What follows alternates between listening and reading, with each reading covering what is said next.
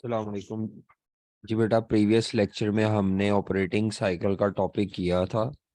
आपको एग्जाम्पल 2 से लेकर एग्जाम्पल 5 तक दिया था, तो हम उनको ज़रा डिस्कस कर लेते हैं। ये एग्जाम्पल 2 आपको एक मैन्युफैक्चरिंग बिजनेस की दी हुई है। रिसीवेबल का कलेक्शन पीरियड दिया है, रॉ मटेरियल का होल्डिंग पीरियड दिया हुआ है, वर्क इन प्रोसेस का प्रोडक्शन पीरियड है, सप्लायर्स का पेमेंट पीरियड है और फिनिश गुड्स इन्वेंट्री का होल्डिंग पीरियड है। तो ये सारे पीरियड्स ऐड होंगे सिवाय ये सप्लायर के, ये माइनस होगा। तो अब इन सबको हम ऐड कर लेते हैं, बस इसको माइनस कर लेते हैं। तो ये हमारे पास operating cycle of manufacturing business आ जाएगा।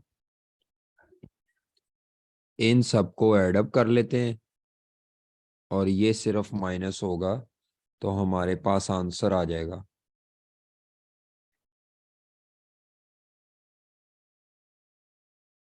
$56 + 21 + 14 - 42 + 28, तो 77 डेज का ऑपरेटिंग साइकिल है।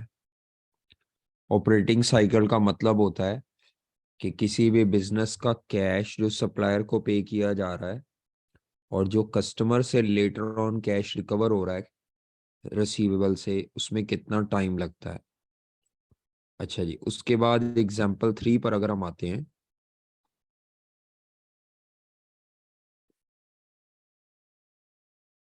जी एग्जाम्पल 3 में वो कहता है कि मेलब्रो कंपनी ने आपको अगले साल का ये डाटा दिया हुआ है। सेल सारी क्रेडिट पे है, रिसीवेबल्स दिए हुए हैं, ग्रॉस प्रॉफिट मार्जिन दिया हुआ है। Gross profit margin 25% of sale है।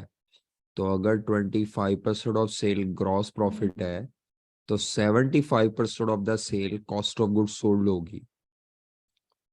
तो हमें पता है कि sales minus cost of sales किया जाए तो ग्रॉस प्रॉफिट आता है।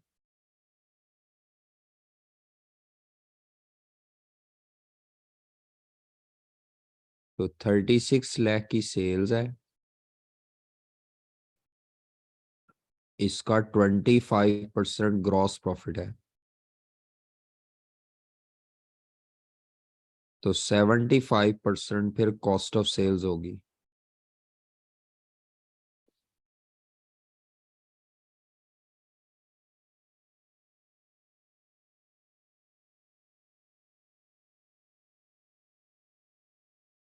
जी 27 lakh.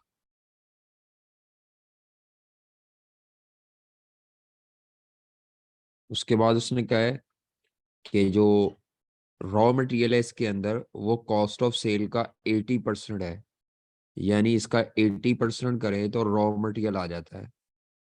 Material purchase and used, इसका 80% करें तो मटेरियल परचेज भी वही है और मटेरियल यूज्ड भी वही है। अगर आपको मटेरियल की दो सेपरेट फिगर्स ना दी हो तो ये जो मटेरियल की कॉस्ट आएगी ये परचेज भी काउंट होगी और ये यूज्ड भी। 21,60,000।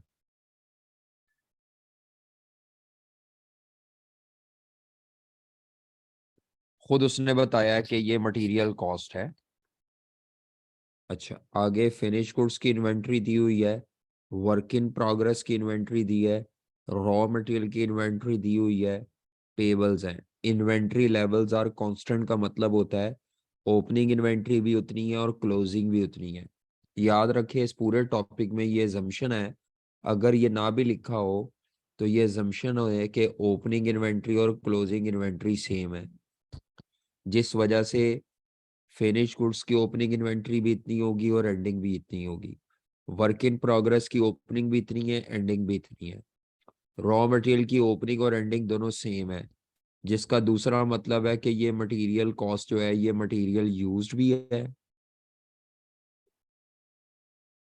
और मटेरियल परचेज भी है। इसी तरह ये जो कॉस्ट ऑफ सेल है, कॉस्ट ऑफ सेल, ये जो कॉस्ट ऑफ सेल है ये प्रोडक्शन कॉस्ट के भी बराबर है। इसका ये मतलब भी होता है कि इन्वेंट्री लेवल अगर कांस्टेंट है तो प्रोडक्शन कॉस्ट और कॉस्ट ऑफ सेल बराबर है। बल्कि मैं यहाँ पे लिख देता हूँ ये इसकी क्या वजह है। आप सबको पता होगा कि कॉस्ट ऑफ सेल्स का फॉर्मूला ये होता है मैन्युफैक्चरिंग बिजनेस में,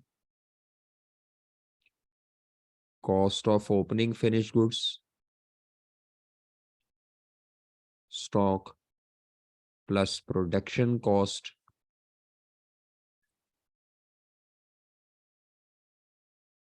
minus cost of closing stock. जब उसने क्लोजिंग फिनिश गुड स्टॉक, जब उसने कहा ना इन्वेंट्री लेवल्स कांस्टेंट है, तो फिनिश गुड्स ओपनिंग भी $2 लाख है, क्लोजिंग भी $2 लाख है बेटा, और कॉस्ट ऑफ सेल्स 27 लाख है। तो इसका दूसरा मतलब है कि प्रोडक्शन कॉस्ट भी 27 लाख होगी, क्योंकि ओपनिंग और एंडिंग इन्वेंट्री लेवल्स कांस्टेंट उसने कहा है।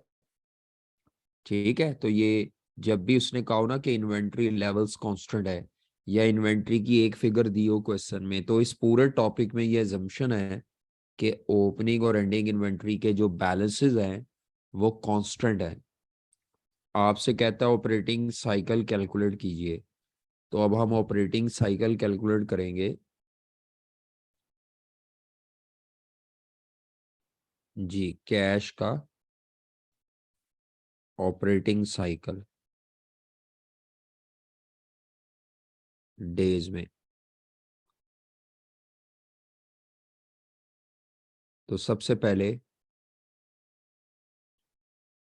मटेरियल के डेज, मटेरियल इन्वेंट्री के डेज के मटेरियल इन्वेंट्री कंज्यूम होने से पहले कितना अरसा स्टोर में पड़ी रहती है। वर्क इन प्रोसेस इन्वेंट्री के डेज, फिनिश गुड्स इन्वेंट्री के days,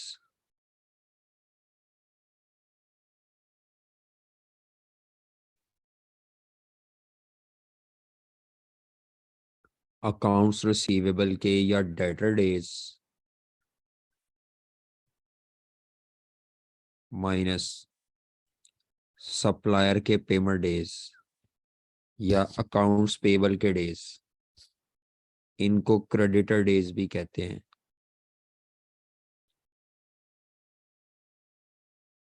ji,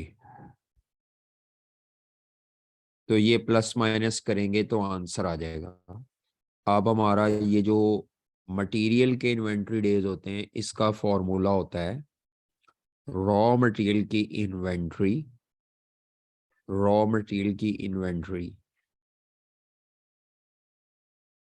divided by cost of material used, cost of material used, ये 21,60,000।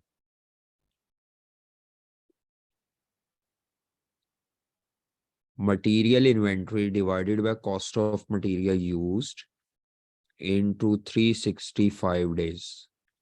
फॉर्मूला लिखना जरूरी नहीं है, लेकिन कैलकुलेशन शो करना जरूरी है। इसी तरह वर्क इन प्रोसेस की इन्वेंट्री, वर्क इन प्रोग्रेस की इन्वेंट्री जैसे यहाँ पर है 3,50,000 divided by production cost. Production cost और कॉस्ट ऑफ सेल बराबर है 27 लाख इंटू 365 डेज।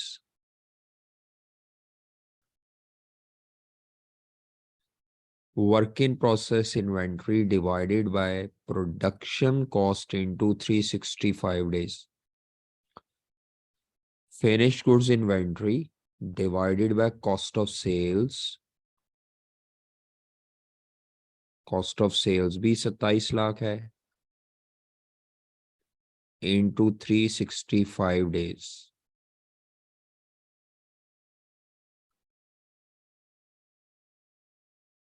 हाँ जी, material inventory days, work in process के इन्वेंट्री डेज, फिनिश गुड्स के इन्वेंट्री डेज, तो finish goods inventory divided by cost of cell.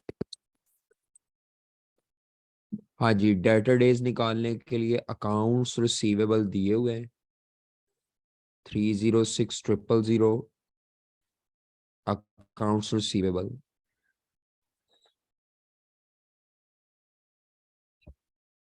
Divided by credit cell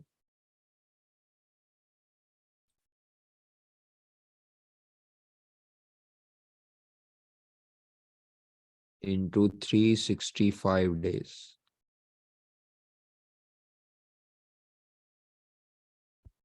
उसके बाद क्रेडिटर डेज के लिए हमें चाहिए होता है अकाउंट्स पेबल या ट्रेड पेबल्स।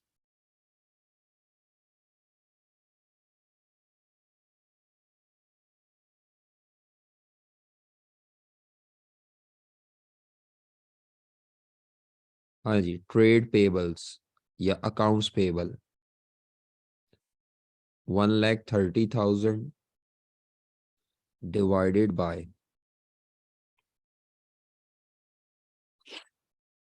मटेरियल की क्रेडिट परचेज।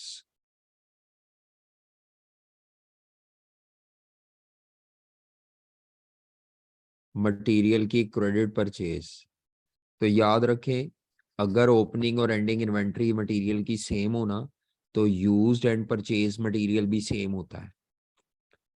अगर आपको याद हो तो आपको हमने बताया था कि मटेरियल की opening inventory plus material purchase minus material की closing inventory equal to material use होता है। अब ये मेरे पास है और ये दोनों फिगर्स अगर सेम हो, इन्वेंट्री लेवल कांस्टेंट हो, तो बेटा जितना यूज्ड होता है उतना ही परचेज होता है। इसीलिए ये मेरे पास जो मटेरियल यूज था उसने 80% कहा था और वो कहा था सारे ही परचेज परचेज भी क्रेडिट पे हुआ है 21 लाख। ये सारे का सारा परचेज भी मटेरियल क्रेडिट पे हुआ है। ले जी, अब आप इसको कैलकुलेट कर लेंगे तो ये हमारे ऑपरेटिंग साइकिल का आंसर आ जाएगा।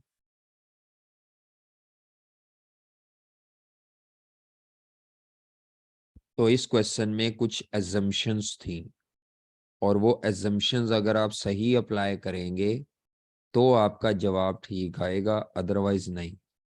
तो 25.35 डेज,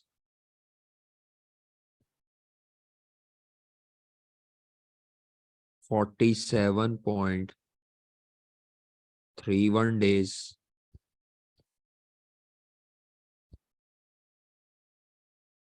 27.04 डेज,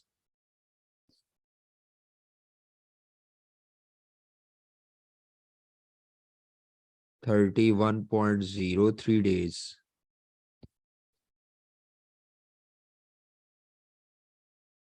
और 21.97 डेज। लें जी, तो अब आपने इनको प्लस माइनस करना है।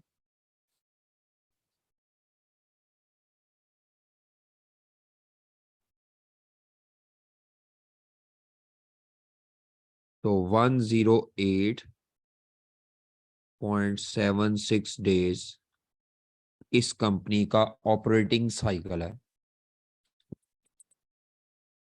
इस सप्लायर को जो कैश पे करते हैं,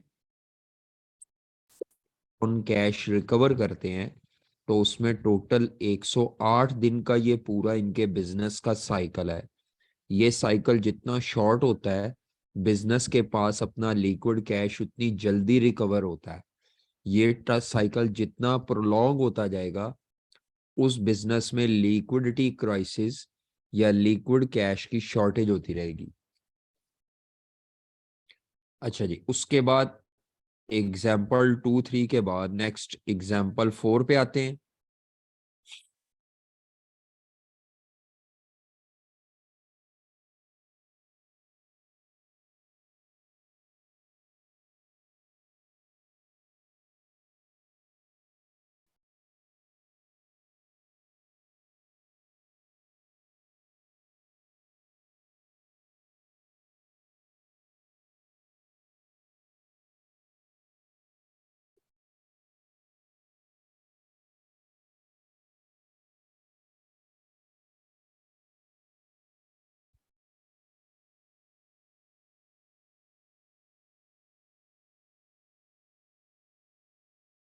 जी, एग्जाम्पल 4 पे अगर हम आते हैं तो वो कहता है extracts from the statement of financial position and income statement of the company are set out below.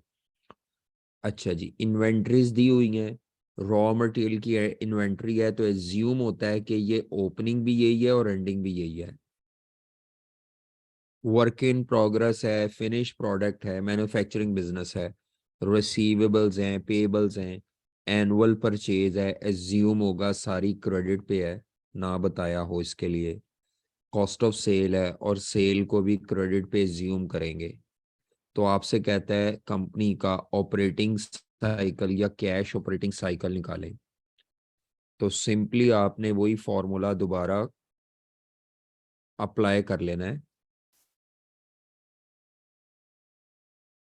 तो मटेरियल इन्वेंट्री के days,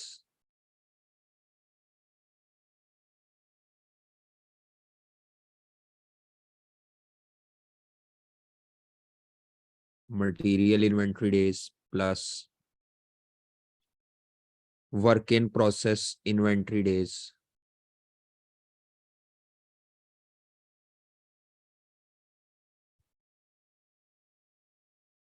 finish goods inventory days,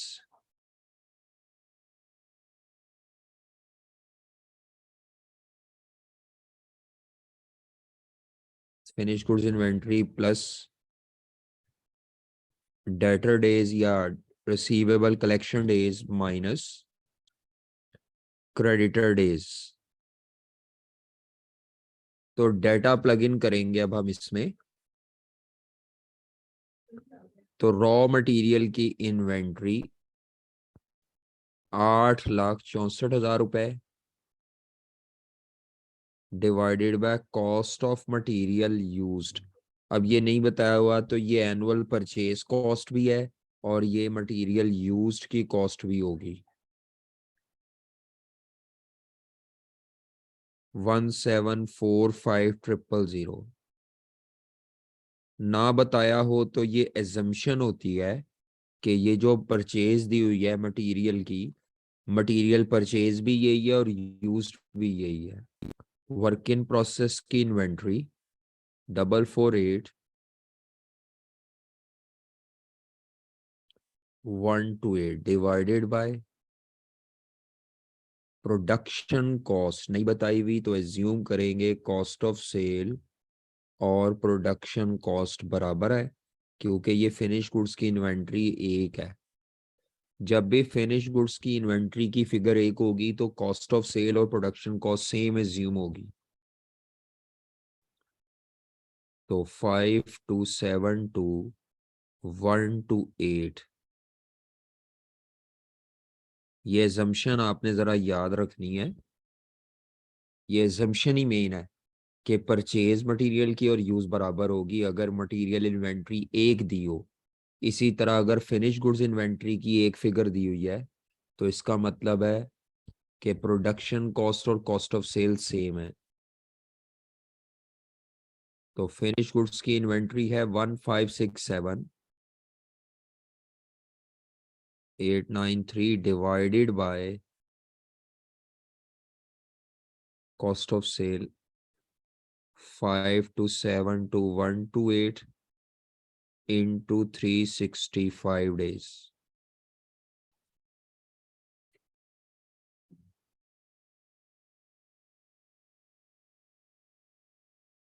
debtor days के लिए रिसीवेबल्स 14,25,600,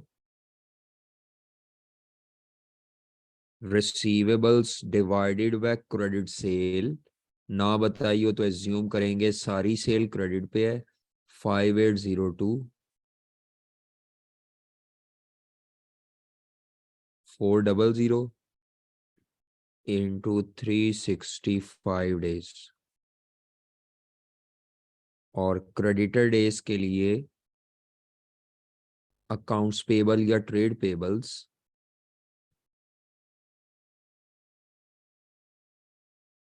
मटेरियल परचेज और यूज सेम एज्यूम करेंगे और सारी credit पे purchase है। ले जी, ये आंसर आ जाएगा। जी जनाब।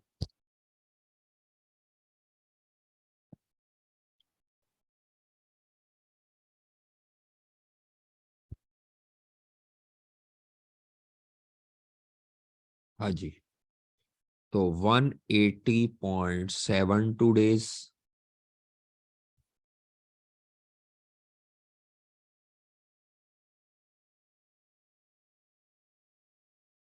31.02 डेज,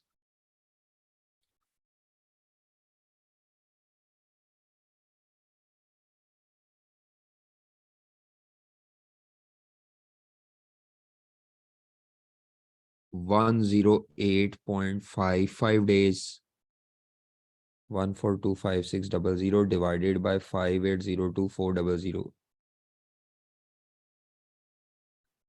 89.68 डेज। चेक कर लीजिएगा, कैलकुलेशन में कोई मिस्टेक हो सकती है क्योंकि नॉर्मली स्टूडेंट करते हैं। तो 126.51 डेज। कोई एक आधी फिगर कैलकुलेशन अगर एरर हो तो वो आप क्रॉस चेक कर लीजिएगा, कोई इतना मसला नहीं है। एक्चुअली हमें मेन प्रोसीजर से गर्ज है।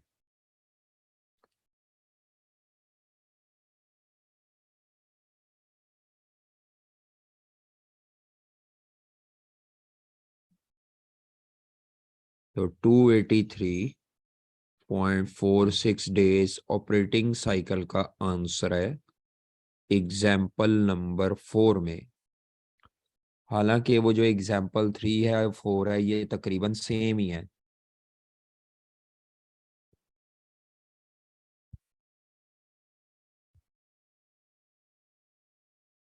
लें जी, एग्जाम्पल 4 के बाद एग्जाम्पल 5 जो है ये आई कैप की बुक से है। और इस एग्जाम्पल में एक एरर थी कि उसने रिक्वायरमेंट में फॉर ईच ईयर नहीं लिखा हुआ।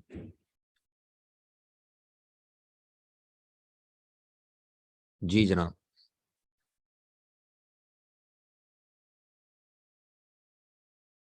तो ये आई कैप की बुक में से है, एमएफए की एग्जाम्पल 5। यहाँ पे फॉर ईच ईयर लिखा होना चाहिए था, वो मिसिंग था, तो वो फॉर ईच ईयर ऐड कर लीजिएगा। तो ये जिस बुक से लिया हुआ क्वेश्चन वहां पे फॉर ईच ईयर लिखा हुआ था। ठीक है। तो क्वेश्चन में डाटा दिया हुआ है, द वर्किंग कैपिटल या operating cycle of a business is the, ये उसकी डेफिनेशन दी हुई है ऑपरेटिंग साइकिल की। एंटिटी एम का पिछले 3 साल का डाटा दिया हुआ है, ईयर 1 का, 2 का और 3 का। अब ईयर 1 2 3 इसके लिए आपको डाटा दिया है मटेरियल इन्वेंट्री का, वर्क इन प्रोसेस का, फिनिश गुड्स का, परचेज है, कॉस्ट ऑफ गुड्स सोल्ड है, सेल, रिसीवेबल और पेएबल। तो ईयर 1 2 3 तीनों को सेपरेटली सॉल्व करेंगे। तो ये रॉ मटेरियल इन्वेंट्री है, ये एंडिंग इन्वेंट्री है ईयर 1 की। ईयर 1 की बिगिनिंग नहीं दी हुई, तो एज्यूम किया जाता है कि वो सेम होगी। अच्छा, और क्योंकि फिर वो सेम एज्यूम किया जा रहा है तो फिर अगले सालों में ये जो एंडिंग है ये अगले साल की ओपनिंग बनेगी, लेकिन मैं फिर भी एवरेज नहीं करूंगा इन्वेंट्री, क्योंकि सारे सालों को फिर लाइक विद लाइक बेसिस पे सॉल्व किया जाएगा। अगर आप सारे सालों में एवरेज इन्वेंट्री कैलकुलेट करेंगे तो फिर हर साल में होगी। अगर आप किसी एक साल में एवरेज नहीं कर सकते, बाकी सालों में कर सकते हैं। जैसे इसमें मैं एवरेज नहीं कर सकता, लेकिन अगले साल में मैं ये जो एंडिंग है वो opening plus closing divided by 2 करके एवरेज कर सकता हूं। तो फिर वो एवरेजिंग नहीं की जाती ऐसे। या तो सारे सालों में एवरेजिंग पॉसिबल हो, या किसी एक साल में भी अगर आप एवरेज नहीं कर पा रहे तो closing inventory, closing work in process, closing finish goods लेके सॉल्व कर लेते हैं। वैसे इस टॉपिक में एजम्पशन यही चल रही होती है कि ये जो मटेरियल परचेज कॉस्ट है यही मटेरियल यूज्ड है, ये जो कॉस्ट ऑफ गुड्स सोल्ड है यही प्रोडक्शन कॉस्ट है, यही सेल जो है ये क्रेडिट पे सेल है सारी। ठीक है। तो आपने वर्किंग कैपिटल साइकिल या ऑपरेटिंग साइकिल निकालना है 3 साल का सेपरेटली। ईयर 1, 2 और 3। हाँ जी, सबसे पहले आएगा मटेरियल के डेज,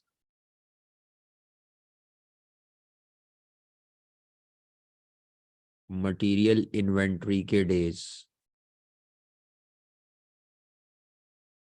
तो उसका अब कैलकुलेटर पे सॉल्व करेंगे आप, क्योंकि सारे साल नहीं लिख सकते। तो इसका फॉर्मूला होगा मटेरियल की इन्वेंट्री। कुछ बच्चे एवरेज इन्वेंट्री करना चाहेंगे तो वो एवरेजिंग इन 2 साल में तो हो जाएगी, इधर नहीं हो पाएगी। इसीलिए मैं सारे सालों में विदाउट एवरेजिंग ले रहा हूँ। मटेरियल की closing inventory divided by cost of material used. I cap purchase भी लिख जाता है कई दफा, तो परचेज और यूज सेम एज्यूम होगा। Purchase and use same assume होगा, ठीक है। इस पूरे टॉपिक में हम परचेज और यूज को सेम एज्यूम करेंगे। अगर पॉसिबल भी हो तो सारे सालों में कैलकुलेट करना पॉसिबल है तो ठीक है, नहीं तो परचेज और यूज्ड को सेम एज्यूम किया जाएगा। तो material inventory 108,000 divided by 518,400 into 365, तो 76.04 डेज, ये आंसर है।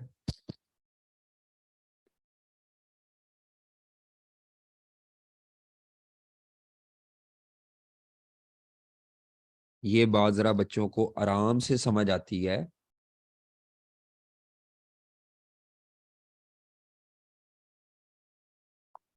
जी बेटा, ये बात मैं बता रहा था कि ये बात जरा समझना थोड़ा मुश्किल होता है स्टूडेंट्स के लिए, कि इधर तो एवरेज नहीं हो सकता लेकिन इधर तो एवरेज हो सकता है ईयर 2 3 में। तो सर ने ईयर 2 3 में एवरेज क्यों नहीं किया? एक्चुअली ऑपरेटिंग साइकिल को लाइक विद लाइक बेसिस पे कैलकुलेट किया जाता है। या तो तीनों सालों में इन्वेंट्री को एवरेज किया जाएगा या तीनों सालों में एवरेज नहीं किया जाएगा।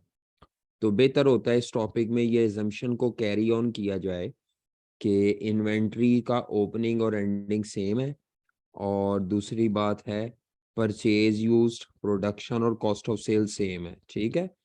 इस एजम्पशन को हम कैरी ऑन कर रहे हैं। तो ईयर 1 में मैंने क्या किया है, मटेरियल इन्वेंट्री 108,000 डिवाइडेड बाय ये मटेरियल यूज या परचेज जो भी है सेम एज्यूम होगा इंटू 365। इसी तरह अगले साल 145,800 डिवाइडेड बाय 702,000 इंटू 365, तो 75.81 डेज डिवाइडेड बाय 720 इंटू 365, तो 91.25 डेज। तो ये मटेरियल इन्वेंट्री डेज आ गए। इसके बाद ऐड करेंगे वर्क इन प्रोसेस के इन्वेंट्री डेज।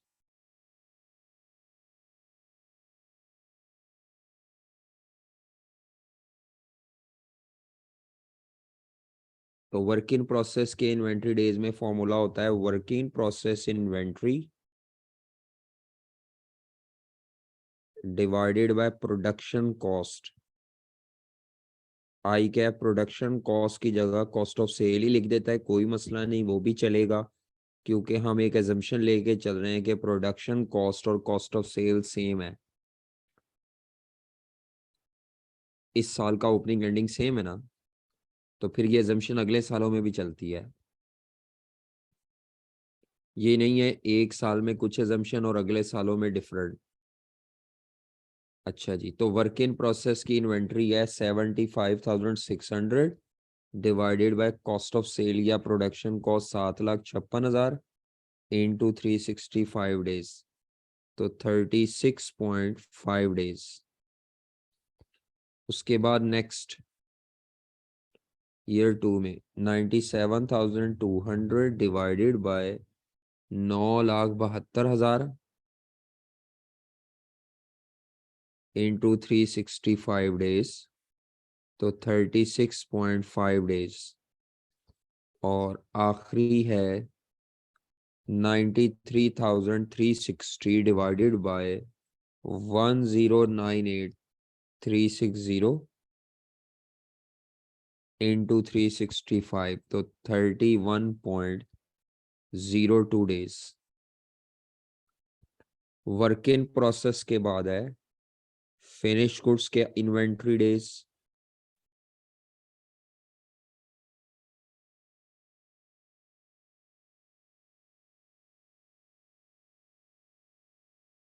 तो फिनिश गुड्स इन्वेंट्री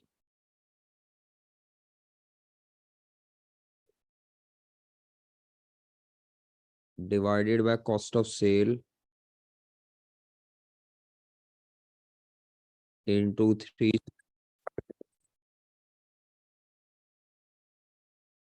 तो finish goods inventory 86,400 divided by 7,56,000 into 365, तो 41.71 days. 129,600 divided by 972,000 into 365 days, तो 48.67 डेज। और लास्ट में है 142,875 डिवाइडेड बाय 1098360, 47.48 डेज। अच्छा जी, फिनिश गुड्स इन्वेंट्री के बाद नेक्स्ट है डेटर डेज। डेटर डेज और माइनस करेंगे क्रेडिटर डेज या अकाउंट पेबल डेज। तो डेटर डेज का फॉर्मूला होता है क्लोजिंग डेटर्स या accounts receivable divided by credit sales into 365 days.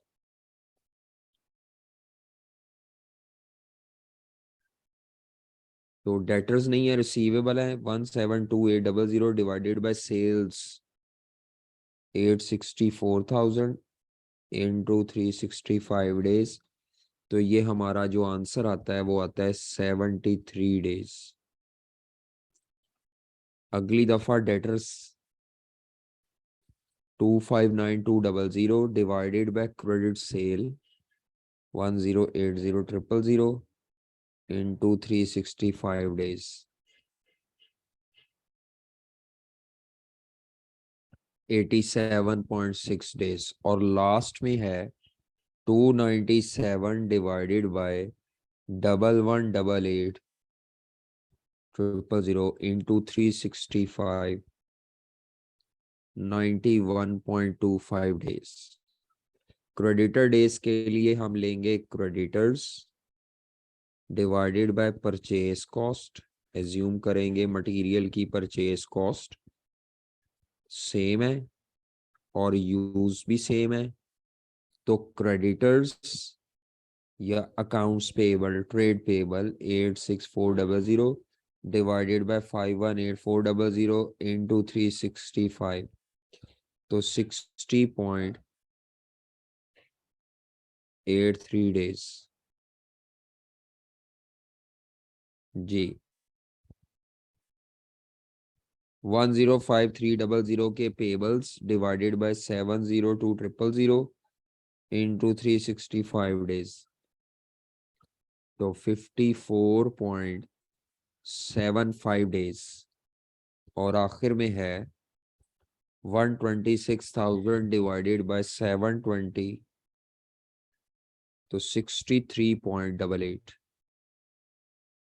लो जी, तो ये तीनों सालों का प्लस माइनस करके ऑपरेटिंग साइकिल आ जाएगा।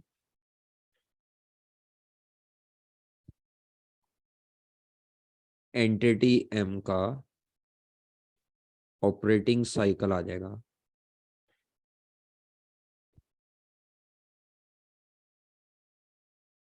जी जनाब।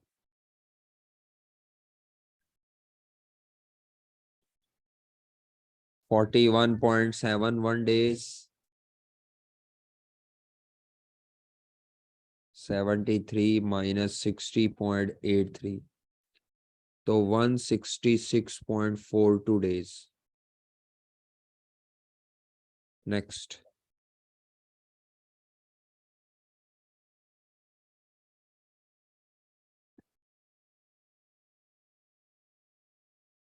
193.83 डेज। हाँ जी। Next 91.25 plus 31.02 plus 47.48 plus 91.25 minus 63.88। तो ये कॉन्टिन्यूसली इंक्रीज कर रहा है। हर अगले साल में ऑपरेटिंग साइकिल पिछले साल के मुकाबले में इंक्रीज कर रहा है, और इसके इंक्रीज करने का मतलब है कि इस बिजनेस की लिक्विडिटी पोजीशन जो है वो वीक हो रही है।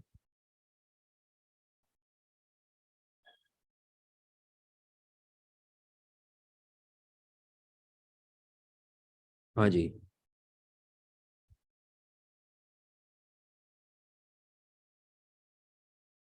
हाँ जी, वो कहता है बताएं वो क्या एक्शंस लिए जा सकते हैं जिनसे के वो क्या एक्शन लिए जाते हैं जिनसे ये ऑपरेटिंग साइकिल कम हो सकता है। तो इसके कम होने से और इसके बढ़ने से ऑपरेटिंग साइकिल ने कम होना है। तो मटेरियल के इन्वेंट्री डेज बढ़ रहे हैं, इसका मतलब है कि आप जरूरत से ज्यादा रॉ मटेरियल इन्वेंट्री खरीद के रख रहे हैं, या आपकी मटेरियल इन्वेंट्री जो है वो स्लो पेस पे यूज हो रही है प्रोडक्शन में। ठीक है। तो आप डिस्काउंट लेने के लिए शायद क्वांटिटी जरूरत से ज्यादा बाय कर रहे हैं। इन्वेंट्री का बैलेंस ये देखें ना बढ़ रहा है। तो इन्वेंट्री का बैलेंस, आल्दो इदारे की सेल भी बढ़ रही है, प्रोडक्शन भी बढ़ रही है, परचेजिंग भी बढ़ रही है, लेकिन शायद जिस रेशो से आपकी मटेरियल की परचेजिंग बढ़ रही है उससे ज्यादा रेशो से आपकी इन्वेंट्री बढ़ रही है। तो इन्वेंट्री जो है आप उसको शायद डिस्काउंट के लिए, डिस्काउंट के लालच में बल्क क्वांटिटी में परचेज कर रहे हैं। तो हमें चाहिए कि यहाँ पर हम मटेरियल की इन्वेंट्री को या मटेरियल का इन्वेंट्री बैलेंस थोड़ा कम रखें। जस्ट इन टाइम सिस्टम एक चीज है, उस पे मूव कर जाएं। जरूरत के मुताबिक इन्वेंट्री खरीदें या लिटिल इन्वेंट्री के साथ काम करें अगर हम जीरो नहीं भी करना चाहते। उसके अलावा ये वर्क इन प्रोसेस के डेज तो पहले ही कम हो रहे हैं, ठीक है। ये हमारी, इसका मतलब है हमारे प्रोडक्शन प्रोसेस में इनएफिशिएंसी नहीं है, ये ठीक है, ये कम होना चाहिए, हुआ कम हो रहा है, इधर प्रॉब्लम है। उसके बाद फिनिश गुड्स इन्वेंट्री जो है ये भी सेल नहीं हो पा रही। फिनिश गुड्स इन्वेंट्री देखे ना, 41 डेज से 47 डेज, यानी पहले आप 41 डेज में अपनी इन्वेंट्री बेच देते थे, अब वो 47 डेज में सेल हो रही है। तो 6 दिन हमारी इन्वेंट्री की सेल में या पेस ऑफ द सेल में कमी आई है। तो इसके लिए आप अपने कस्टमर्स को डिस्काउंट ऑफर करें, आप प्राइस में थोड़ा कमी लेकर आएं, आप बाय वन गेट वन की फ्री ऑफर लगाएं, आप चाहे प्रमोशन ऑफर करें चाहे एडवर्टीजमेंट करें, उससे ये आपकी इन्वेंट्री स्पीडीली सेल होगी। डेटर डेज कम होने चाहिए, तो वो भी बढ़ रहे हैं। इसका मतलब है कि आप टाइमली अपनी क्रेडिट सेल को बढ़ाने के लालच में जो पुराने डेटर हैं उनसे भी टाइमली कलेक्शन नहीं कर पा रहे। तो ये आपकी वीक कलेक्शन पॉलिसी का नतीजा है। तो आप अपने कस्टमर को, क्रेडिट कस्टमर को डिस्काउंट ऑफर करके, लालच देके, अर्ली पेमेंट डिस्काउंट ऑफर करके उनसे जल्दी पैसे कलेक्ट करें। स्लो पे करने वालों को बार बार चेस करें, फॉलो अप करें। ये सारे लिखे हुए हैं मैंने नोट्स में। और क्रेडिटर का टाइम पीरियड हम बढ़ा रहे हैं, तो वो लेकिन जिस स्पीड से डेटर का टाइम पीरियड बढ़ रहा है उसके मुकाबले में क्रेडिटर का टाइम पीरियड उतना नहीं बढ़ रहा। नो डाउट ये प्रॉब्लम की वजह नहीं है, ये प्रॉब्लम की इतनी बड़ी वजह नहीं है। प्रॉब्लम की असल वजह डेटर डेज का बढ़ना है, इन्वेंट्री डेज का बढ़ना है, रॉ मटेरियल इन्वेंट्री के, और कुछ हद तक फिनिश गुड्स इन्वेंट्री के डेज का बढ़ना है। तो इन तीन चीजों पे आपने मेन बात करनी है, सबसे ज्यादा बात करनी है हमने उसके ऊपर, मटेरियल के इन्वेंट्री डेज और डेटर डेज। स्लो कलेक्शन और इधर स्लो कंजम्पशन ऑफ मटेरियल। तो अपनी प्रोडक्शन की पेस को ज़रा फास्ट करें और ज़रूरत से बहुत ज़्यादा मटेरियल इन्वेंट्री डिस्काउंट के लालच में परचेज ना करें। बस ये दो तीन चीज़ों पे बात करें। ये तो पहले ही कम हो रहा है, ठीक है, फिनिश गुड्स इन्वेंट्री के डेज बढ़े लेकिन वो इतनी पेस पे या इतनी सिग्निफिकेंटली इंक्रीज नहीं कर रहे। क्रेडिटर डेज को बढ़ना चाहिए, वो बढ़ रहे हैं, लेकिन उसमें भी वही है कि आप अपने क्रेडिटर को पैसे टाइमली दे रहे हैं ताकि आपकी रिप्यूट डैमेज ना हो। तो क्रेडिटर के साथ निगोशिएट करके थोड़ा सा और लीनियंसी में टाइम लें। तो अगर हम क्रेडिटर को थोड़ा और लेट पे करेंगे तो ये डेज हमारे रिड्यूस कर जाएंगे और हम अपनी टारगेट पर आ जाएंगे। ये तो मेन जो आपने बात करनी है वो मटेरियल इन्वेंट्री, डेटा डेज और फिनिश गुड्स इन्वेंट्री पे करनी है, बाकियों पे थोड़ा थोड़ा कर सकते हैं। चले उसके बाद आगे चलते हैं फर्दर। ये मुकम्मल हो गया है हमारा।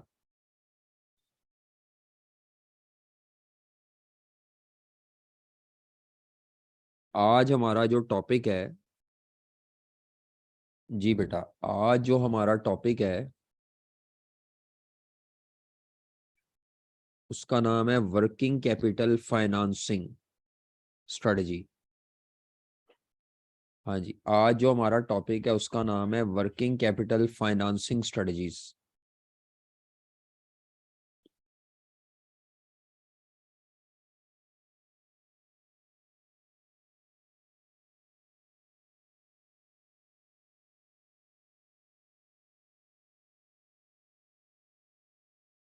थ्योरी का टॉपिक है वर्किंग कैपिटल फाइनेंसिंग स्ट्रेटजीज।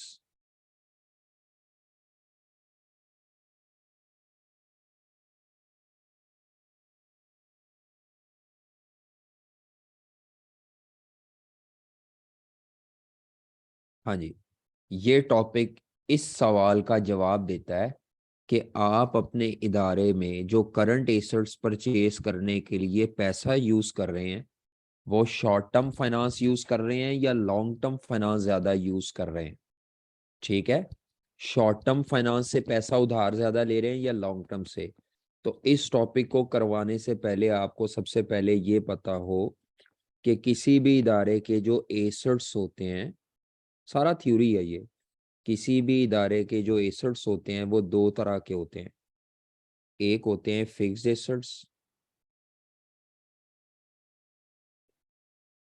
और दूसरे होते हैं करंट एसेट्स। और ये करंट एसेट्स ही वर्किंग कैपिटल की वजह बनते हैं। अच्छा, ये जो फिक्स्ड एसेट्स होते हैं ये परमानेंट नेचर के होते हैं, ये हर रोज नहीं खरीदे जाते।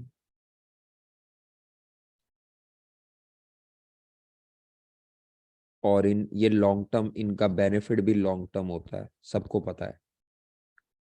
जो किसी भी इदारे के करंट एसेट्स होते हैं वो दो तरह के होते हैं, परमानेंट करंट एसेट्स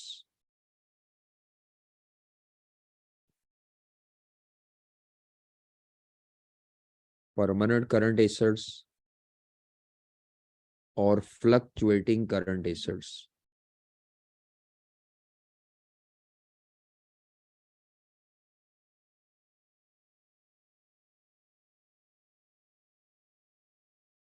पर करंट एसेट्स,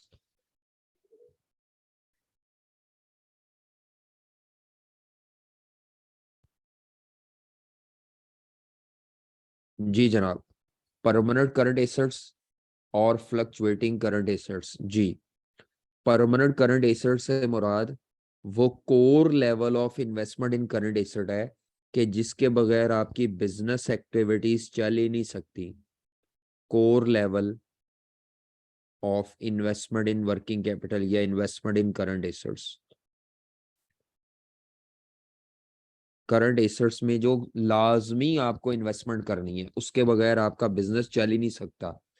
तो करंट एसेट्स का वो पार्ट जो कोर लेवल है, जो कम से कम लेवल है, जो मिनिमम लेवल है, जो असेंशियल लेवल है। मिसाल के तौर पर हमारे इन्वेंट्री में 2 लाख की कम इन्वेंट्री से कम रख ही नहीं सकते आप। आपके बिजनेस की नेचर ऐसी है कि आपको कम से कम 2 लाख की इन्वेंट्री रखनी है। आपके through out the year receivable जो है वो 5 लाख से कम हो ही नहीं सकते। तो ऐसे करंट एसेट जो through out the year maintain रहे, जो लेवल आपका कोर लेवल हो, असेंशियल लेवल हो, minimum level of the current assets हो, जिसके बगैर बिजनेस ऑपरेट ना हो सकता हो, ऐसे करंट एसेट्स को जिनमें परमानेंसी का एलिमेंट पाया जाए, through out the year maintain हो, ऐसे करंट एसेट्स को कहा जाता है permanent current assets. Fluctuating current assets जो हैं ये सीजनल नीड्स की वजह से चेंज होते रहते हैं। तो फ्लक्चुएटिंग करंट एसेट वो एसेट्स होते हैं जो अनप्रिडिक्टेबल या अनएक्सपेक्टेड नीड्स को मीट करने के लिए ऊपर टॉप अप किए जाएंगे। एक्सेस करंट एसेट्स भी कह सकते हैं जी। Extra current assets for unexpected business needs. Unexpected business needs के लिए जो आप एक्स्ट्रा करंट एसेट्स में इन्वेस्टमेंट करेंगे उसको कहा जाता है फ्लक्चुएटिंग करंट एसेट्स। तो बेटा फॉर एग्जांपल अगर हम एक शुगर मिल की मिसाल लेते हैं, तो शुगर मिल जो है वो जितनी भी चीनी थ्रू आउट द ईयर बना के रखेगी, वो जितनी कम से कम चीनी वो बना कर रखेंगे, वो उनके परमानेंट करंट एसेट है। लेकिन जब सीजन आता है गन्ने का, तो वो ज़रूरत से ज़्यादा चीनी बना के रखते हैं या ज़रूरत से ज़्यादा गन्ना खरीद के रखते हैं, क्योंकि आउट ऑफ द सीजन गन्ना नहीं मिलेगा। तो वो जो इस तरह के सीजनल बिजनेस होते हैं, उनमें सीजन की वजह से जितना भी गन्ना वो एक्स्ट्रा जरूरत से ज्यादा परचेज करके या क्रश करके रखेंगे, वो इन्वेंट्री जो है वो फ्लक्चुएटिंग करंट एसेट है। तो परमानेंट करंट एसेट वो लेवल ऑफ करंट एसेट है या वो मिनिमम लेवल है जो through out the year maintain होगा। और परमानेंट करंट एसेट के ऊपर जितने एक्स्ट्रा करंट एसेट्स होंगे in order to meet the seasonal needs, उनको कहा जाएगा फ्लक्चुएटिंग। फ्लक्चुएटिंग का मतलब ये है कि सीजनल फ्लक्चुएशन को